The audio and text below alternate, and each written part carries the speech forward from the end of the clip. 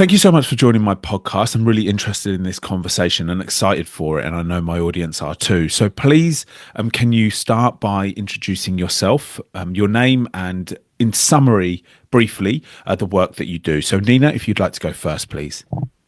Thank you. Hello, everyone. I'm honored to be here, and whoever listened this podcast, I'm happy that you are listening. This is a very important topic.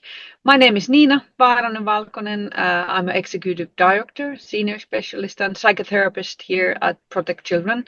I've been working in the field for 30 years. Last 20 years, I've been focusing all my passion to prevent child sexual abuse. That's Amazing. me. What Thank about you. you?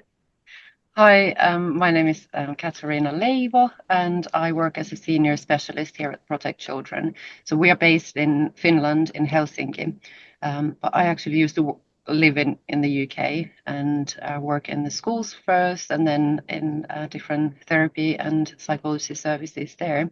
But now at Protect Children, we do lots of different type of work to kind of take a holistic approach to prevent childhood sexual violence, and we also work with victims, survivors, and families. Amazing. Thank you so much. And I've just spent some time on your website this morning. It is phenomenal. So, after you have watched or listened to this podcast, those that are engaging with it, I really encourage you to go and spend a good amount of time on that website. There's many interesting things and many aspects to your work. It's not just a one approach situation. So congratulations on that. I think it's brilliant. The website will be in the show notes. So the reason why this conversation is happening, just to give you some context, is because I attended a Protect Children training, which was online. It was a webinar. It was free. It was a half day. And usually when I'm attending those types of trainings, I am doing things whilst listening, which I know most people are, that's the situation. So I started like that and I logged onto it and I thought, oh, if I'm not that interested within half an hour, I'll just log out. That's fine. I have a reasonable understanding of your work. I've been following you for a little while. So I get about 15 minutes into it and you're interrupting my email writing. Sorry I'm about like, that. oh, okay. So then I'm continuing doing my work. And in the end, I stopped doing everything that I'm doing to listen. And that is all credit to the information you were communicating and the way you were communicating it. Now, the reason that I was so drawn towards it is because, in general, the first third of the training course was about parents.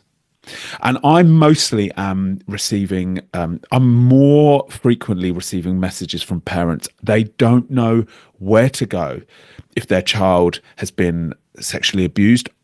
What I mean by that is they can't imagine how they're going to handle their life from here on out. And they're asking me, where am I supposed to go, Jeremy? I feel alone. I don't know where to go. This is happening. This is happening. I'm going through this process. Where am I supposed to go? And I don't know where to send them. So that is why the first third of your training was so interesting to me. And I just want to bring that conversation to my audience. So please, the floor is yours. How would you like to introduce this work that you're doing? Well, any parent or any family member who is listening this, whose child has fallen victims of child sexual abuse, we both want to say that we are absolutely so sorry for all that you have been going through and what you are going through still. And maybe we go a little bit like why we have you are enough peer support groups for parents whose children have fallen victims of child sexual abuse. As I said, like I've been working in the field for so long, and actually this organization is my 50-year crisis. I established this NGO when I turned 50, Wow. and that's why I'm really passionate. And I have been working with parents like one-to-one and supporting parents whose child has been victim of child sexual abuse. But then when I listened to parents, they said like, I'm so alone. This is a thing I don't tell anyone. This is, they felt shame that they were not able to protect their child, even that has nothing to do with the parent, nothing to do with the family, nothing to do with the child. It is all shame and responsibility belongs to the offenders. So that's the one point. But then so many parents said, like, if there was a case where there was like two child victims, so the parent was chatting with another parent, and one of the parents said, like, that was the most helpful thing through the years of criminal procedures, through everything, the peer support. And I was thinking, like, yeah, that makes sense. You know, to have to talk with someone who knows, because we don't know, we can't be those people, but we can. And still it needs to be professional led, because that's the trauma is like a roller coaster. Sometimes you get up, you have beautiful scenery, you think I'm fine, you know, everything is going well, and then suddenly, like, woo, you go down to the tunnel. But we must remember the tunnels are very short. Even you scream and you feel absolutely terrified, it's a short thing, and then you go up again.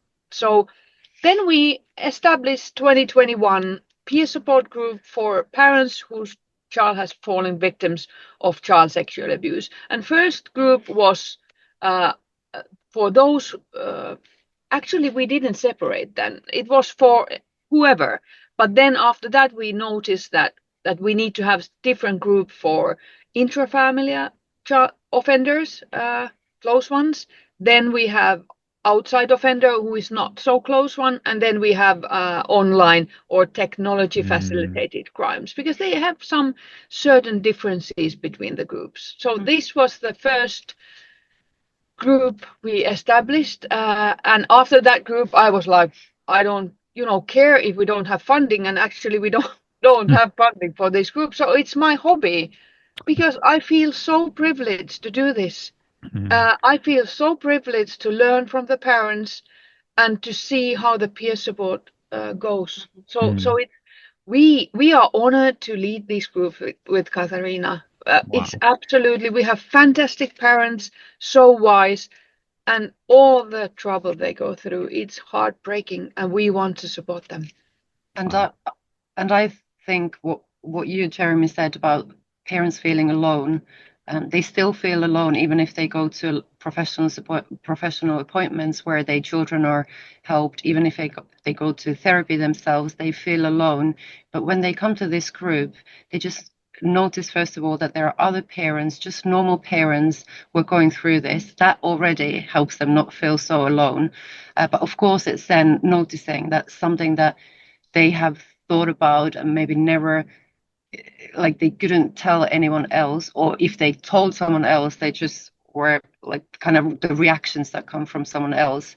In this group, someone else is nodding and saying, like, I've had exactly the same thought, or they hear someone else saying this. So I think it's that power of peer support. And when it works really well, of course, there are moments when it needs to be professionally led, and there are reasons for that. But the most beautiful moments are when these parents, like, you can just kind of lean back and watch the peer support working, and how much it means to these parents and how much it helps them. And we have to remember that the target group also is the children, because when we support the parents, they will go home, they will have a bit more understanding of their own feelings, they will have a bit more understanding of the trauma, how it impacts on their children as well, and they will be able to, they have more resources to do parenting better and support their children better. So this is also for the children, and there are actually research like this meta-analysis looking at, like, what are the most protective factors towards like against re-victimization of children, and it is perceived parental care. Wow. How the child feels. So why shouldn't we support the parents? Of course, their own well-being, but we help the victims as well. Okay. Wow. Yes. It's so good. It's so good. I completely agree and understand what you're saying about, if we can help the parents that have fallen victim to this too, then they will feel more empowered and confident and stronger when they're in the home. I just, as I scrolled through your website, there's some on this particular section that I was on. There's some great quotes from parents. You've taken some snapshots from what parents must have said, and there's some really powerful ones. And one of them was that it was like, after going through this process with Protect Children, I now can support my child better. So if we're thinking about anyone that's listening to this who is a parent who is not caring for a child that has fallen victim to sexual abuse. So they can only imagine, but they can really imagine because they are parents too. Can we maybe talk about some of the things you have found or researched or that is common problems or situations that parents are going through? Yes. I mean, first of all, if we talk about this crime against your child, I mean, sometimes there are some symptoms that the child is having beforehand, and even though it's a huge shock to find out what has happened to your child, but there might be, in some cases, like a small part of relief, of like understanding why my child has been having these challenges and symptoms. And this is also something that is very difficult for a parent to say out loud, but in these groups, it's easier to say these kind of thoughts as well. But most of the time, it comes as a surprise to the parent, and it's a parents often remember the exact moment they got the call from the law enforcement, for example. There's kind of life before and life after. So this is traumatic experience to the parent themselves. And every parent can kind of relate to this. If something happens to your child, it is traumatizing to you as well. So we have to, as professionals, I think often it's forgotten, like you meet the parent and the child, but you're kind of treating the child only. And if you speak to the parent, you speak about the child, like how is your child doing? How can you forget that this parent is a victim as well?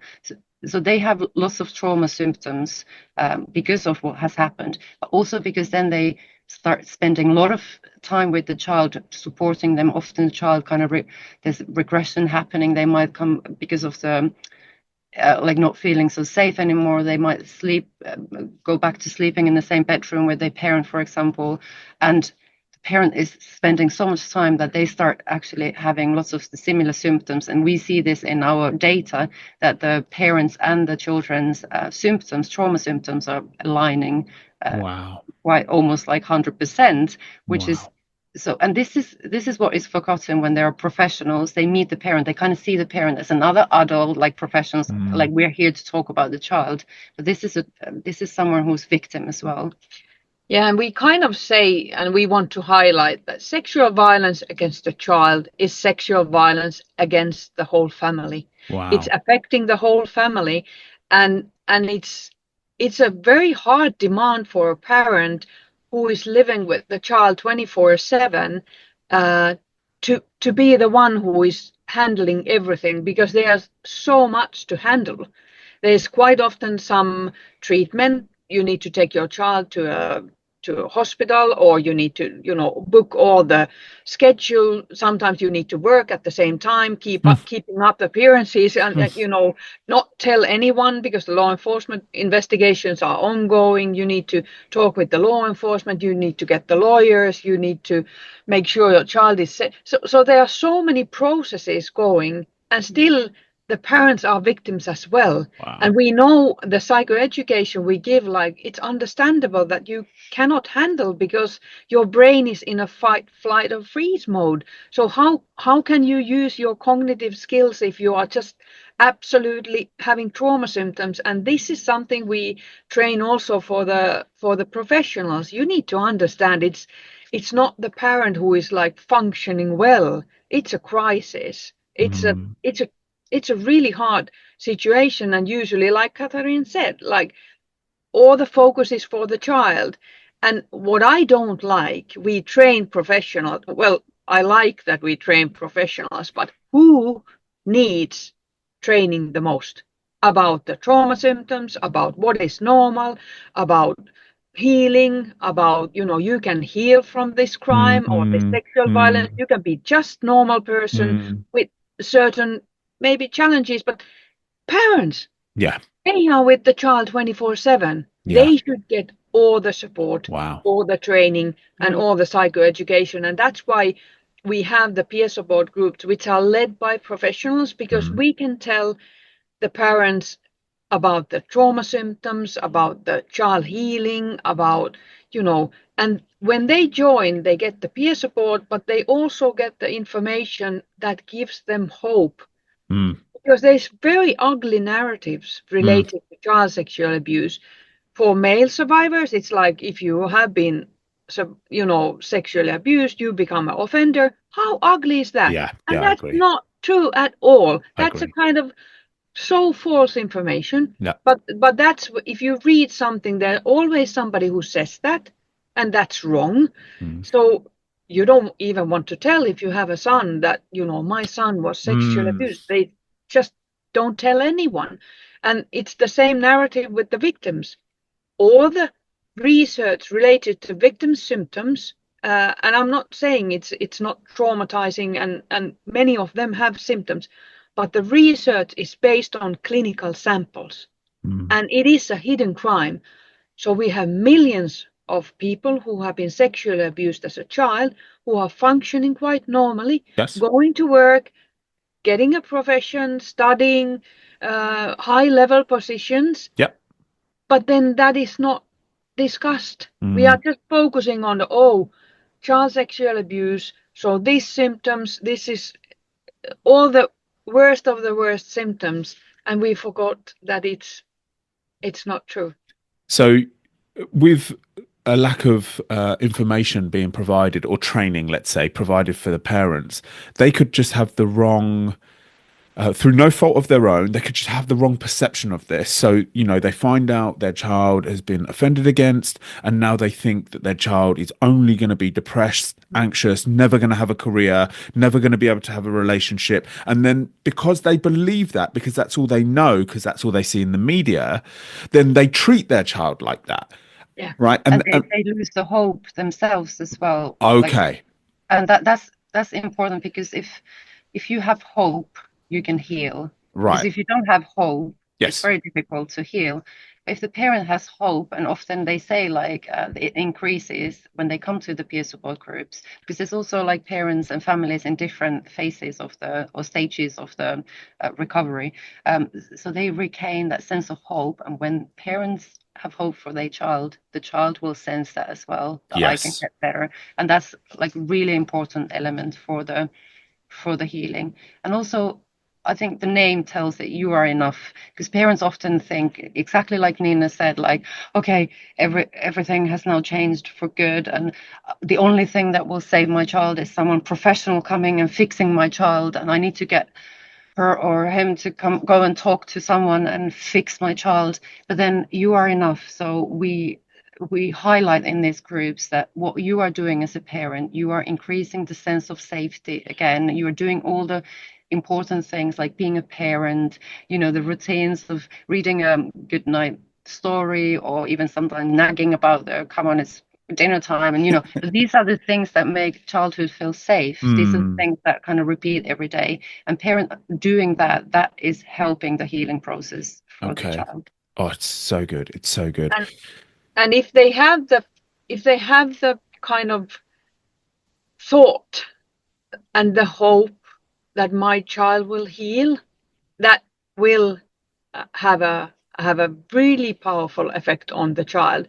And what we are hearing from the groups quite often is about parents are worrying, because we always say they have the trauma glasses on, so they look everything through the child sexual abuse trauma. And when the child is growing up, becoming a teenager, all the symptoms or the normal things related to teenage are looked through the trauma glasses. Interesting. So we always kind of say please try to take them off at one point, which is sometimes it is normal for teenagers to do these things, even without no trauma. So if they can have the hope and the feeling that they can really believe the child will heal, because we are treating victims of child sexual abuse. I'm treating adults of child sexual abuse, male and female. I've seen people can heal. Yes.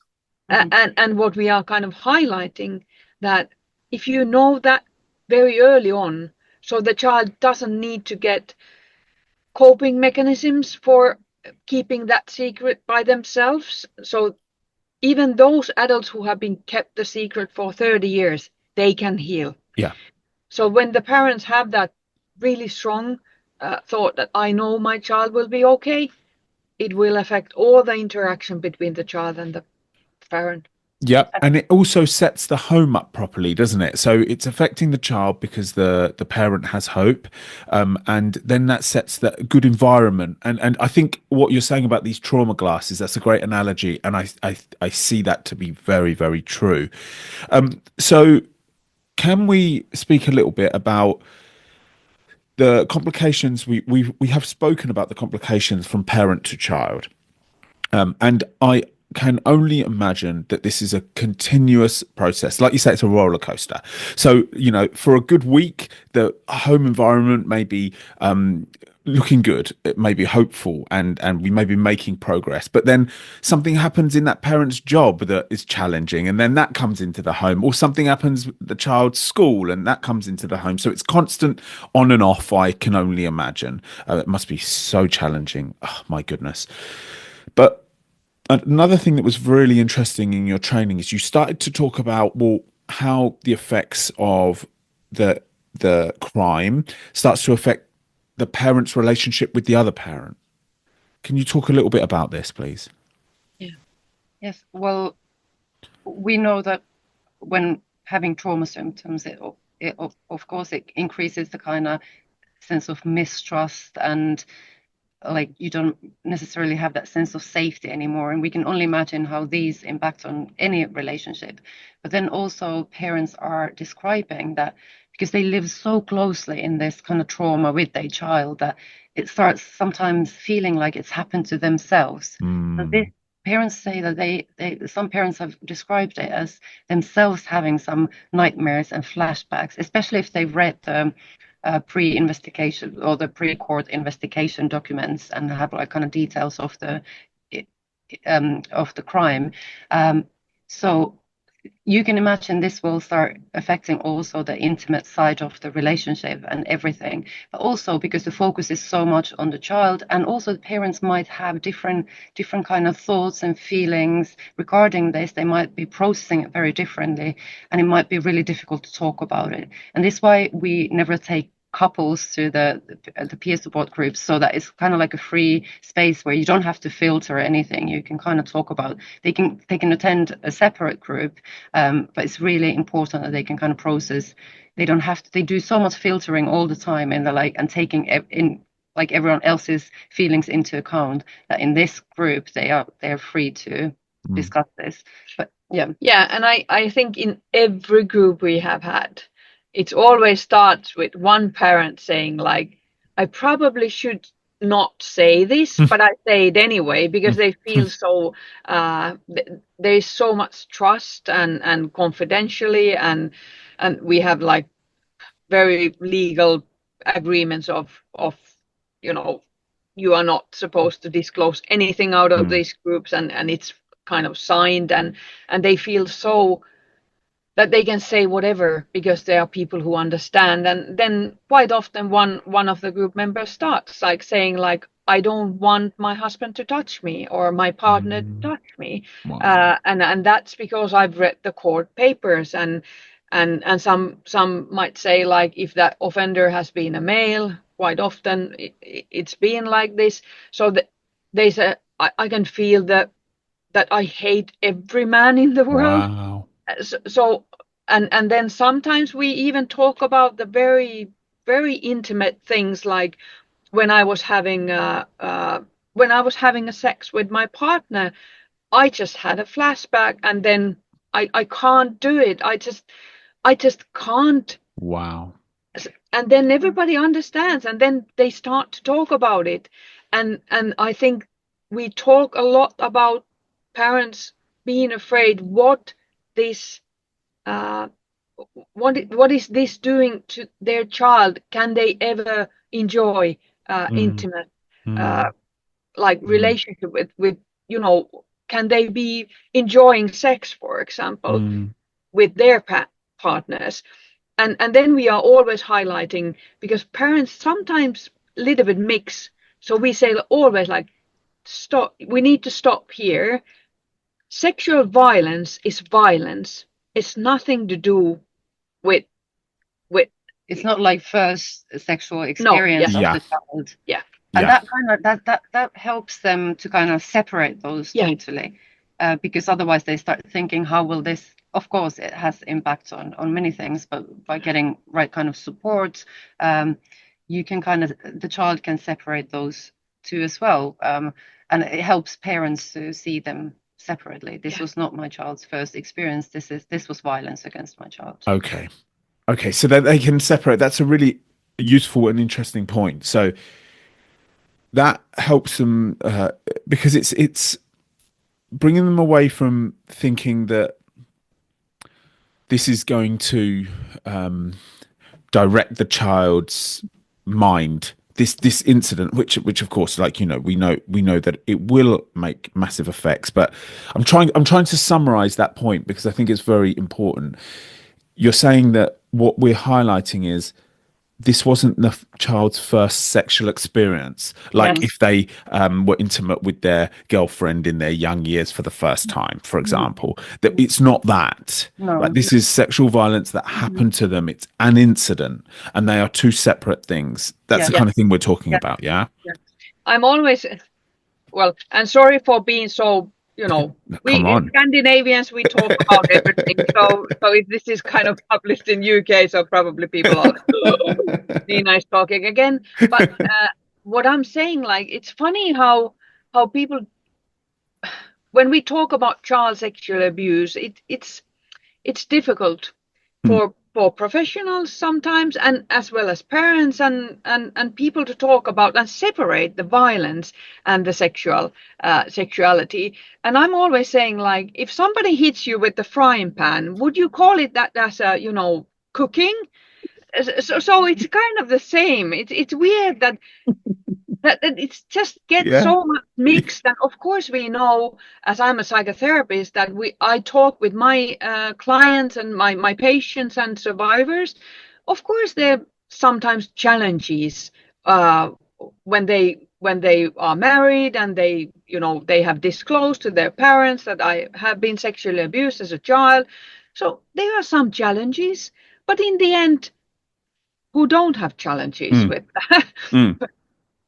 with different part of your relationships. Some people have different challenges and some people have different. So kind of normalizing and giving a psychoeducation, I think that's the main thing. And that's like normalizing the symptoms, and it's very important to kind of highlight that it is violence and it impacts negatively the child and parents and the entire family. However, it doesn't define the child or their future or the parents. You can heal from those, and it can be left as one negative aspect of your past that maybe has some impact on your life now as well, but it doesn't define you. You have many other aspects in your life as well, and new different kind of memories can be built on that area as well. Yeah, and whoever survivor, whoever parent is listening to this podcast, I want to say, like, it doesn't define you. Right. Something that was done to you, and this is something we highlight. It also doesn't define your family. It was something that was done to your family. Yes, so important. It's so important, and it doesn't need to live at the top of the tree, kind of. It doesn't need to be like the only thing we talk about now, the only thing we think about now. Every single situation that happens in the home, whether it's a fight that would have happened anyway, or if it's a disagreement, or if it's an argument, that it's not always related as a result of the crime that happened to our family. It's brilliant advice. One of the snippets that I mentioned I was reading through this morning on your website was about, there was a little paragraph that somebody had, of course, maybe submitted, and it said how when we go for dinner now, or we can't even talk to, sorry, we can't even talk to anyone outside of the family, because the conception of this crime is, oh, maybe you did towards the parent, maybe you did something wrong. Didn't you notice? How come you didn't see that? Those types of responses. People are fearful of those types of responses. Can we talk a little bit about that, and then talk a little bit about, like, what your advice to parents around this would be, please? I think this is something very important question and very important topic to discuss. It's a theory of responsibility. So why people are saying and doing that kind of things? It is that when you think that there's something wrong with that family or that child, you are safe. So it's keeping, the other people are keeping their worldview very nice and safe, so they can live their life thinking, well, good things happen to good people and bad things happen to bad people, and I'm safe because world is like this, so I can, my family is safe and my kids are safe. And that is the thing, that even they don't want to be mean, they will keep their worldview in a very safe way. Who wants to think that whoever can be victim of child sexual abuse, this can happen to any family in any day, especially now with the technology facilitated crimes? This can happen to anyone. Nobody wants to think like that. And that's why it is difficult for other people to understand and take that position and look very, world is not good. Yes. It's understandable that we have those kind of, we don't actively think like, okay, good things happen to good people, like, but it's kind of there, like we start wondering, like, I wonder if the parent was not really present, or Yes. maybe there was some problems that we don't know about. But it is, like Nina said, that helps us. And I think all people need these kind of like coping mechanisms in life, so that they can be like kind of optimistic and, have a kind of safe view and trust other people and so on. But I think it's really important in these groups that we get to speak about these reactions that parents face. So, and it doesn't come on only from friends and family, or it comes also from professionals, because this is topic that is not talked about. And even in professionals who otherwise deal with difficult topics, it might still give that kind of reaction that I'm not ready to discuss. And then it means that they feel more comfortable talking about the pregnancy time or something else. And then the parent feels really dismissed and unheard when they go to the only, maybe they are given like, okay, let's discuss this with you for an hour. And then they talk about pregnancy time or other things there. But being able to discuss this and then process kind of this in the group, and hearing also different kind of perspectives from other parents as well, how sometimes it might feel like they blame you or they don't want to hear, but the listener themselves has some difficulties within this topic, and that's why they react that way. So actually, what would be useful is for professionals to be trained better, Yes. but also for these conversations to be out in the general public, so that people do know how to respond if someone comes forward.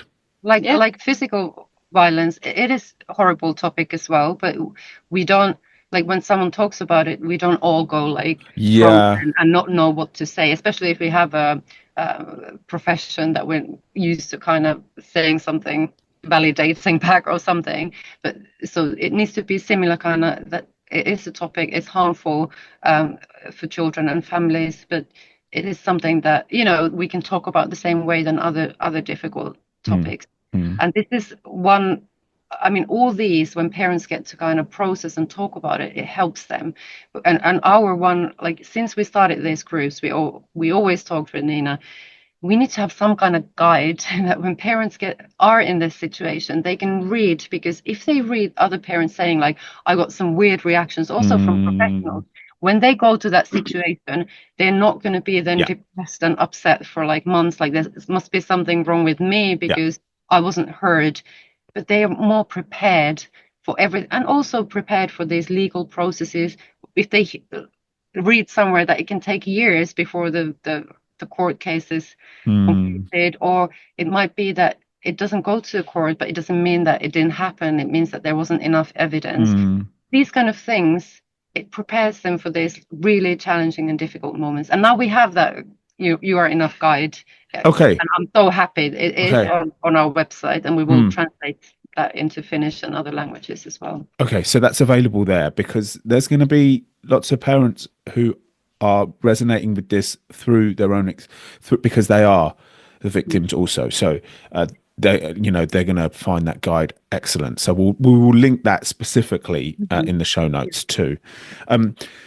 Okay, so we seem to be. Sorry, please, Nina, please. Like what could we say to parents who are struggling with, talking about it to their friends and, to relatives? And we can't give one example or one guide because all the cases are different. And I just want to highlight that this is really tricky because sometimes the parent thinks like, I want to talk about this. For example, if their parents are still living and but sometimes they know their parents, so they cannot tell because they know that they would be devastated, and then the parents not only taking care of the child but also taking care of her own parents and kind of trying to support and making sure they are okay. So sometimes these things makes them to think that I don't want to tell because I can support my child, but I cannot support my parents. So this is often what we hear. Then quite often in the end, the parents are saying, so this is a tips from the parents. They say like, because we quite often ask them like, what would you like to guide, give a tips for the parents who are in the same situation that you are. They always say like, I want to give advice that choose the ones who you disclose. So if you trust someone so well that they are taking the disclosure as a gift, then you disclose to these people, but not to everyone, because there's been sometimes people say things that are so hurtful, you remember those for the rest of your life. Okay, because what I was thinking about as you started that was, is there a benefit to being very free with what happened, meaning you're telling everybody? Because then the child, let's say the child is 12, take that kind of age, they're watching, I mean, children throughout their whole life are constantly watching their parents. But let's just take a 12-year-old for an example. If they see their mother being not free with this conversation and keeping it from lots of people, and it's quite obvious when you go to certain family do's, like, we didn't chat about it, you made something else as an excuse of why you weren't somewhere, and it was really because of the crime. If the child sees that kind of secrecy, then they'll feel, or that shame that the mother's carrying for reasons we understand, then they will carry that with them. They will see that the mother behaving like that around the crime, and then they will replicate that, which is not healthy for them being the person that the crime was carried out on. But then as you continue to explain, yeah, I see what you're saying, because it's a crime that's hugely taboo, that people do not know how to respond to. They don't know how to respond to a disclosure from the person, let alone the disclosure from the parent about their own, about that person's child, which is another complication. So if you are too free with it, like you say, you'll get bad responses, guaranteed. You're not going to get the correct responses. So yeah, in one mind I was thinking, to be so free with it will show the child that we can be strong through this. But actually there's a problem. There's a balance to be struck.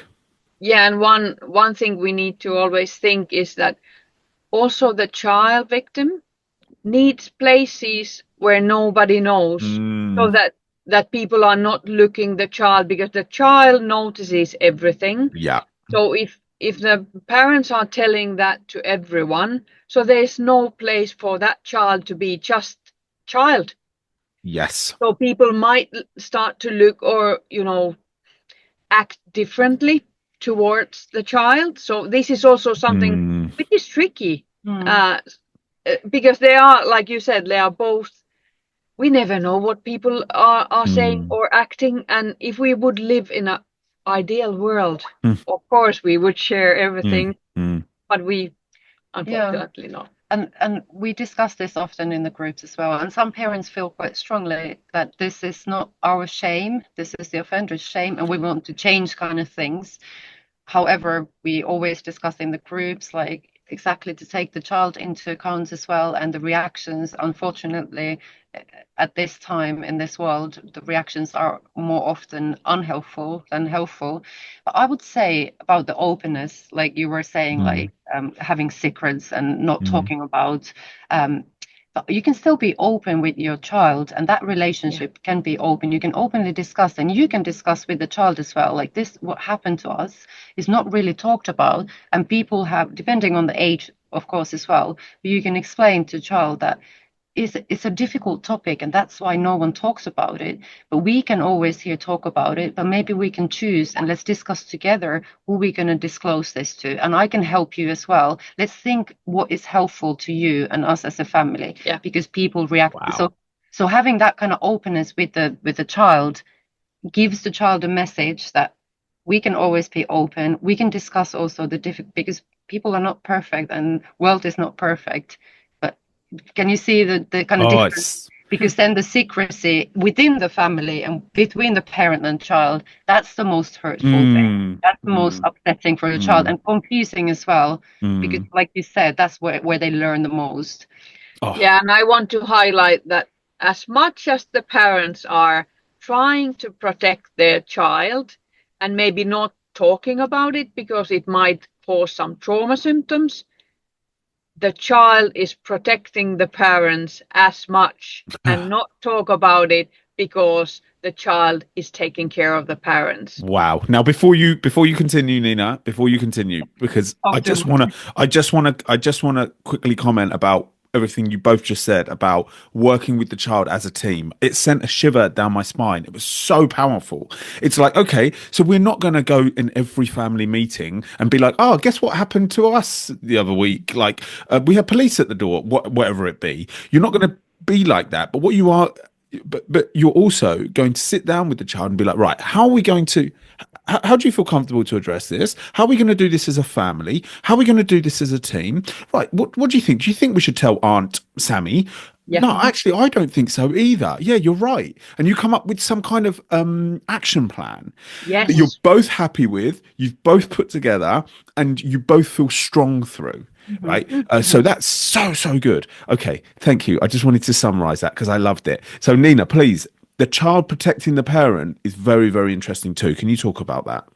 Yeah, I think this is something the parents need to hear, as they are trying to do everything for the child, making sure they don't cause any trauma symptoms, not talk about it. Maybe the child, and also the parent can say to the child that this probably will be uncomfortable discussion, but we need to have that team meeting, who to tell and who not to tell, and ask the child's opinion.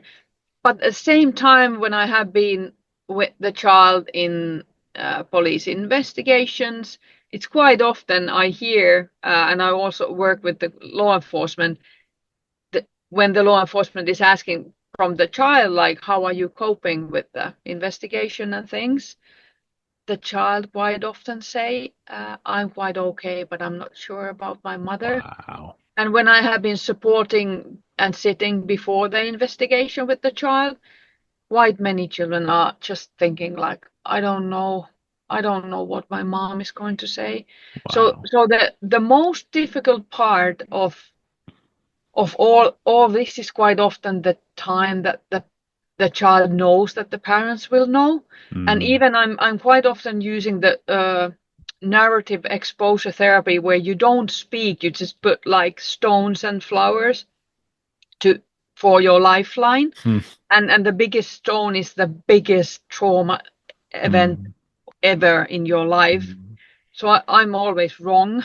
When psychotherapists, we think that what is the most traumatic experience for that child. I'm quite often wrong, because when I look the stones and then we start to do with the manual, going through the lifeline, quite often with the cases of child sexual abuse, the most traumatic stone, the biggest stone, it's not about the sexual abuse happening that time. It has been the time when the child knew she need to tell this to the parent, the safe parent. Or the investigation part of having to talk about it to a stranger, a police officer, or so on. That could be the most shameful and traumatizing experience, and we need to be aware of that as well. Okay, but like with the child so worried about, which is, I can vouch for this from personal experience, it's one of the largest parts of your journey. Like, I had a idea as I started talking about this in my late 20s. I had an idea that I didn't want my parents ever to find out, right? Because what good is going to come from that? Zero. No good, only negative. Yeah. And I was a fully grown adult then, so I could have some understanding of how this is going to affect them. Now, of course, my life took a course where it was impossible for them not to find out through investigation, but also through this work I do online. So I can only really, really understand that as being something. But how are we supposed to talk to children about that situation? Because you can't put that in a positive light. Well, I can't see right now, unless you can help me, how you're supposed to say to the child, but don't worry, it will be okay, because it won't be okay. I think there are quite many aspects to this. When we talk about treatment for children, this kind of trauma-focused treatment, the parents are always involved, and one part of it is kind of exposure to this. You go through the trauma kind of narrative, and you get used to talking about it in a way, but also that parents are involved, so that you get exposed, used to hearing these things talked with your parent as well, and the parent get kind of exposed to that as well. But I would also highlight that most often children do not want to discuss the details of the abuse with their parents, no matter how close they are with their parents. And parents often take this as, I should get my child to talk to me because I love them so much and they love me. But children do not, most often they don't want to talk about it. But I think it's the message from the parent as well, that I am here if you want to ask about anything. I'm here to find you help person who you can easier talk to about this. I understand that it happened, and I don't find it difficult to talk about this if needed. I think that already feels comfortable for a child. And children also, they process trauma different ways than we adults. They don't always have to talk about, even to a stranger. They might want to draw, they might want to dance, they might want to play and go through this, but they know that important adult knows about this. And if I'm having symptoms, they understand why I'm having, and they'll be there next to me and comforting me, and it's fine, we know, but we don't want to talk about the details of what happened. And children also, they teach us adults how to live in the moment. Parents often think about, like you said, all the time, like, okay, this now happened, this is part of our everyday life. But then if a parent stops and looks at the child who's laughing and playing hours after they've been crying about something that happened to them, that's where you kind of learn that life continues. And these moments, let's try to, okay, I can see my child laughing now, because sometimes parents think okay, this thing happened to my child, so I need to be fixing them constantly. But I think being able to kind of look at the child and join them and being in present, even in those moments that are happy now and joyful, that's fine. And that's actually the kind of the normal life again, and healing aspect as well. Okay, brilliant. And so when we talk about trying to, life needs to resume. Yeah, life needs to resume. We need to continue. We need to continue as a family. We need to continue as a partnership. You need to continue with your schooling. You need to continue with your friends. And try to not have this big weight carrying around with you all the time. Easier said than done, I understand. So another interesting point that I'm wondering about is, I know you've mentioned it briefly here, is after the incident and the investigation is happening, and the child is then growing into their next phases of life, and we have maybe a habit forms of us thinking every time they're disruptive, it's because of the incident. Every time they don't want to do something, every time they're being defiant, every time they're being rebellious, it's because of this incident. And also, is there a high chance that as a parent, you then, usually something you would discipline your child for, all of a sudden you're like, oh, I'm not sure whether I should shout at them for this because it might be causing their trauma to increase. And you're walking around on eggshells all the time. Probably not healthy. Anything you can help us with on that? You go first. Okay, I just have this thought of, first of all, parents like listening to this, especially if this is something that is happening in your family at the moment, you might now think like, okay, I need to remember to be this and this as a parent. I need to remember not to ask my child to talk to. Being a parent is also about learning as we go along. And I think one of the best lessons, examples, is to say out loud, like, I'm not sure what to do in this, or I'm because of what happened to you, I'm now feeling like I can't tell you no, and that's why I just let you do this. But actually, let's go back to what we have been always doing. Like, I'm feeling a bit unsure because I feel like I need to protect you, but I'm saying these things out loud, or like, I got really upset earlier when you were going to go out with your friends. It's because I feel sometimes unsafe because of what happened to you. These things, saying those out loud, you give your child an example of how to talk about feelings, and that's the transparency, the opposite of like kind of secrecy and confusion and everything, because a child can feel what's happening. We feel what's happening, the feelings in the room. Saying those out loud is actually better than allowed. It's actually encouraged as a parent. So you don't need to do everything perfect. And I think that's kind of like taking it as a learning journey, like a new reality that we have, but also reminding yourself that what helps the child is the normality, the same routine, the same discipline. Child might be crying and being upset, but actually boundaries that increases the safety, and increasing safety is the most important thing that child needs. So kind of reminding that and trying again. Good enough parents, you make mistakes and then you try again. And if you can even say out loud, I just made a mistake, like I wasn't thinking and I'm feeling this and that, that's even the best. So you don't need to be perfect, and it's not best environment. Perfect is not best environment for a child.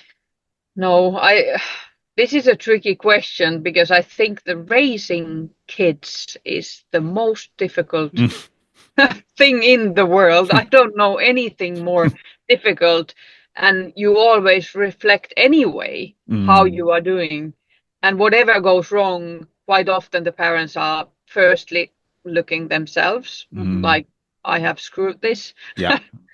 So that's also for I go back a little bit for your first question, like disclosing, because I work with the adult survivors.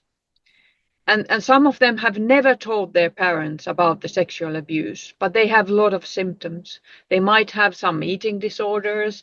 They might have some anxiety, really big problems, because they have been coping with that. I call it survivor behavior. They couldn't have survived without controlling something. And if that is controlling your eating, that has made them survive. So, and then we talk about disclosing. Some of my clients or my patients have been disclosing very late, and they have been like, I don't want to tell because, it's only negative things. But then I'm also reflecting think about your parents who have been worrying about your symptoms for how they have, as a parent, done something wrong so that you have all kinds of difficulties. And even after 30 years, they might be like, what? Now I understand. Mm-mm-mm. Hasn't been my fault as a parent. It's about the child sexual abuse. So sometimes these kind of reflections, or take the point of view, jump into your, as you were your parent, and think about, look, different perspectives. Mm. And when she disclosed, it was really relieving for the parents. After, even they were quite old, they were sorry, of course. It took a while for them to process. It was a close one. It had, they got angry to the one who was already dead. But anyway, it it it was relieving for them, because then they thought, like, well, I thought it was I have done something terribly wrong because my kid has been suffering 30 years, all kinds of mental health issues and things. So I don't know if I answered any of your question, but I think this was super important to kind of, as a parent, I think raising kids, as I always reflect, like, especially as a psychotherapist, like, oh, my kids might be like, whew. Probably they are. Yeah, it's very interesting. Absolutely. Katariina, were you going to say something? No, I was just going to like kind of say that there doesn't seem to. I know we have a guidebook, but it's not like, okay, here is a problem, here's the answer. The guidebook has been built on parents' kind of thoughts and experiences, and you can see there are different ones. And I think this is the guidebook, just like being prepared for different kind of scenarios that might happen or might not happen. And when Nina says, like, this happened to the one of her patients, like, you don't really know what happens when we talk about people. We're so complicated, and relationships are so complicated. But I think it's for parents being able to kind of reflect on, like, having kind of open mind, like, and thinking about, like, different kind of ways of doing this and what feels right for them and their child and their family, and being prepared for all sorts of reactions when they make certain kind of decision. There's no right or wrong, but then trying to get support as well from those, kind of thinking what is helpful and what is unhelpful for us in this moment. And if we get it wrong, there's always the next day we can try something different. Yeah. And that's the journey of healing. And if we do get it wrong, it's okay, and we can speak with the child or our partner about how we got it wrong, and that will be beneficial for everybody, because then the next time we do it, we're going to make adjustments and make positive changes. So I'm really pleased about that. I find this conversation so interesting and so insightful. I think this is a good place for us to summarize here. Please, could you, like, anybody that's now listening or still watching, right, nearly an hour through, they will be so interested to go and find out about this peer support group, the guide, and all the other work that you're brilliantly doing. Where is all of that, please? Well, that's at the moment, it's on our website, Protect Children website. You are enough. There's the guidebooks, there's evaluation summary of the groups and so on, lots of parents' voice and wisdom. We are also thinking of implementing this in other countries. We piloted these groups in Ireland as well, and it was really positive. So that's our next step. So hopefully there will be You Are Enough groups in the UK in the future as well, because it is something that we think is the most helpful, the psychoeducation, but the peer support of those who understand, that's important. Excellent. And what is the website name, please? Protect Children. I've tested you here. Yeah, because it's Suojella lapsia is the in Finnish. You know what I had to do today? I had to copy the link into Google, and there's a little English link there.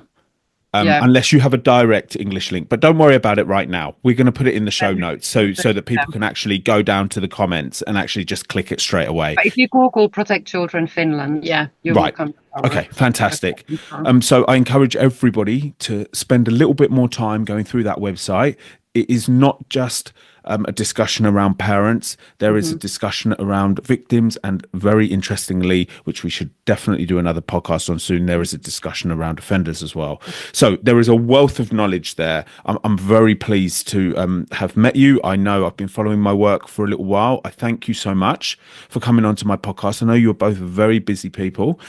So I hope that was okay for you, everybody listening and watching. And I'll see you again soon. Katariina and Nina, thank you so much. Thank you, Jeremy. Thank you for having us. Yeah.